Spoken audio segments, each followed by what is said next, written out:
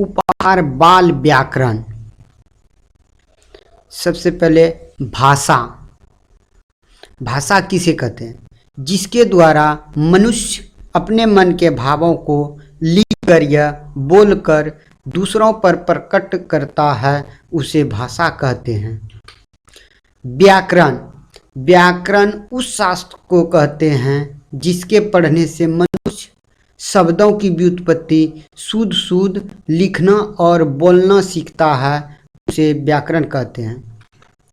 व्याकरण के मुख्यतः 3 भेद हैं: वर्ण विचार, शब्द विचार, वाक्य विचार। वर्ण विचार। वर्ण को अक्षर भी कहा जाता है। वर्ण विचार व्याकरण का वह विभाग है जिसमें अक्षरों या वर्णों के उच्चारण, आकार, भेद तथा उनसे शब्द बनाने के नियमों का वर्णन हो, उसे वर्ण विचार कहते हैं। वर्णमाला। वर्णों के समुदाय को वर्णमाला कहते हैं। वर्ण के 2 भेद: स्वर्ण वर्ण और व्यंजन वर्ण। स्वर्ण वर्ण जो अक्षर बिना किसी दूसरे अक्षर की सहायता के स्वयं अपने से बोले जाते हैं, उन्हें स्वर्ण वर्ण कहते हैं। जैसे ओ, आ, हर्षई, दुर्गई, हसऊ, दुर्गहु, री, ए, ऐ, औ, औ। व्यंजन वर्ण जो अक्षर स्वर्ण की सहायता से बोले जाते हैं, उन्हें व्यंजन वर्ण कहा जाता है। जैसे को, चो, टो, तो, पो, फो, बो, यो, हो आदि। उच्चारण के विचार से स्वर के 3 भेद: ह्रस्व, दीर्घ, प्लुप्त। ह्रस्व जिन स्वरों के उच्चारण में एक मात्रा का समय लगे या जिनका उच्चारण हल्का हो, उन्हें ह्रस्व स्वर कहते हैं। जैसे ओ, हर्षई, हर्षहु, री। दीर्घ जिन स्वरों के उच्चारण में 2 मात्राओं का समय लगे, उन्हें दीर्घ स्वर कहते हैं। जैसे आ, दुर्गही, दुर्गहु। प्लुप्त जिस स्वरों के उच्चारण में 3 मात्राओं का समय लगे, उसे प्लुप्त स्वर कहा जाता है। इसका व्यवहार प्रायः पुकारने या चिल्लाने में होता है। जैसे हे राम। व्यंजन वर्ण 7 वर्गों में बटे हैं: को वर्ग, को, खो, गो, घो, अंगो। चो वर्ग, चो, छो, जो, झो, इयो। टो वर्ग, टो, ठो, डो, ढो, मूर्धन्यो। तो वर्ग, तो, थो, दो, धो, नो। पो वर्ग, पो, फो, बो, भो, मो। अंत अस्त वर्ग, यो, रो, लो, वो। उष्ण वर्ग, तालव स, मूर्धन स, दन स, हो। उच्चारण में वायु प्रक्षेप की दृष्टि से व्यंजन के 2 भेद: अल्प प्राण, महाप्राण। अल्प प्राण जिन व्यंजनों के उच्चारण में हकार की ध्वनि नहीं होती, उन्हें अल्प प्राण कहा जाता है। जैसे को, गो, अंगो, चो, जो, इयो आदि। महाप्राण जिन वर्णों के उच्चारण में हकार की ध्वनि निकलती है, उन्हें महाप्राण कहा जाता है। जैसे खो, घो, छो, झो, ठो, ढो, थो, दो, फो, भो आदि। संधि।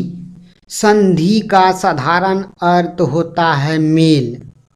2 वर्णों के मेल से पैदा होने वाले विकार को संधि कहा जाता है। संधि के 3 भेद: स्वर संधि, व्यंजन संधि, विसर्ग संधि। स्वर संधि, दो स्वर वर्णों के मिलने से जो विकार पैदा होता है उसे स्वर्ण संधि कहते हैं। स्वर संधि के 5 भेद: दीर्घ संधि, गुण संधि, वृद्धि संधि, यन संधि, आयामी संधि। एक व्यंजन का दूसरे व्यंजन या स्वर के मिलने पर जो विकार पैदा होता है उसे व्यंजन संधि कहते हैं। विसर्ग संधि, विसर्ग और स्वर अथवा विसर्ग और व्यंजन के मेल से विसर्ग में जो विकार पैदा होता है उसे विसर्ग संधि कहते हैं। शब्द विचार, व्याकरण के जिस भाग में शब्दों के भेद, अवस्था और व्युत्पत्ति का वर्णन हो उसे शब्द विचार कहा जाता है। शब्द, ध्वनियों के मेल से बने सार्थक वर्ण समुदाय को शब्द कहा जाता है। अर्थ की दृष्टि से शब्दों के 2 भेद, सार्थक और निरर्थक। सार्थक शब्द, जिन शब्दों का स्वयं कुछ अर्थ होता है उन्हें सार्थक शब्द कहा जाता है, जैसे माता, पिता, विद्यालय, छात्र, शरीर आदि। निरर्थक शब्द, जिन शब्दों का अलग कोई अर्थ नहीं होता उन्हें निरर्थक शब्द कहा जाता है, जैसे चप, मठ, लप, टप आदि। व्युत्पत्ति की दृष्टि से शब्दों के 3 भेद, रूढ़, यौगिक, योग रूढ़। रूढ़, जिस शब्द के खंडों का अलग अलग कोई अर्थ नहीं हो उसे रूढ़ शब्द कहा जाता है, जैसे रज, नाक, कान, पीला, झट आदि रूढ़ शब्द है। यौगिक, जिस शब्दों के खंड सार्थक होते हैं उन्हें यौगिक कहा जाता है, जैसे दूध वाला शब्द है, दूध और वाला इसके 2 खंड हैं। यौगिक रूढ़, जो शब्द अपने सामान्य अर्थ को छोड़कर विशेष अर्थ पैदा करते हैं उन्हें योग रूढ़ शब्द कहा जाता है, जैसे पंकज, जलज, लंबोदर, चक्रपाणी आदि। उद्गम की दृष्टि से शब्दों के 4 भेद, तत्सम, तद्भव, देशज, विदेशज।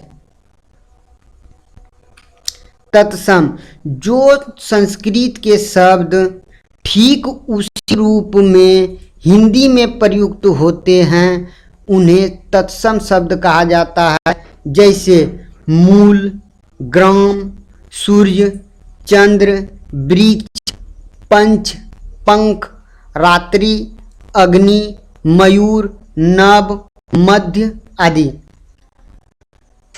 तद्भव, कुछ शब्द संस्कृत और प्राकृत से रूपांतरित होकर हिंदी में मिल गए हैं, ऐसे विकृत संस्कृत और प्राकृत शब्दों को तद्भव कहा जाता है, जैसे आग, बच्चा, मोर, नो, चार, पीला, शाम, ऊँट, कपूत, द्वार, बाघ, भालू, सियार, सूखा, शीर, सेठ, दूध, दही आदि। देशज, जो शब्द देश के अंदर बोलचाल की भाषा से लिए गए हैं उन्हें देशज कहा जाता है, जैसे चिड़ियों, जूता, तेंदुआ, कलई, पगड़ी आदि।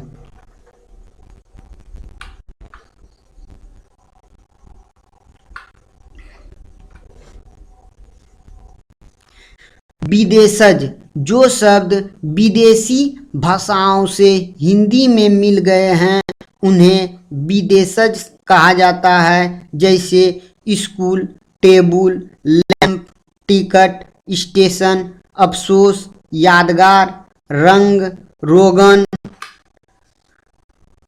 अदा, अजब, अमीर, गरीब, दुकान, अलकतरा, बाल्टी, किरानी, किताब, कलम, लीची, अलमारी आदि। प्रयोग की दृष्टि से शब्दों के 5 भेद: संज्ञा, सर्वनाम, विशेषण, क्रिया, अव्यय। संज्ञा किसी व्यक्ति, वस्तु या स्थान के नाम को संज्ञा कहा जाता है, जैसे राम, सीता, कृष्ण, घर, गाय, घोड़ा, जमीन आदि। सर्वनाम जो शब्द संज्ञा के बदले में आते हैं उन्हें सर्वनाम कहा जाता है, जैसे मैं, हम, तुम, वह, वे, आप आदि। विशेषण जो शब्द संज्ञा और सर्वनाम की विशेषता बताते हैं उन्हें विशेषण कहा जाता है, जैसे लाल, काला, पीला, अच्छा, बुरा आदि। क्रिया जो शब्दों से करना या होना समझा जाए उन्हें क्रिया कहते हैं, जैसे खाता है, सोता है, पढ़ता है, जाता है, आता है आदि। अव्यय जिन शब्दों का रूप कभी नहीं बदलता उन्हें अव्यय कहते हैं, जैसे धीरे धीरे, वाह, जल्दी जल्दी आदि। संज्ञा किसी व्यक्ति, वस्तु या स्थान के नाम को संज्ञा कहते हैं। अर्थ के विचार से संज्ञा के 5 भेद: व्यक्तिवाचक, जातिवाचक, भाववाचक, समूहवाचक, द्रव्यवाचक।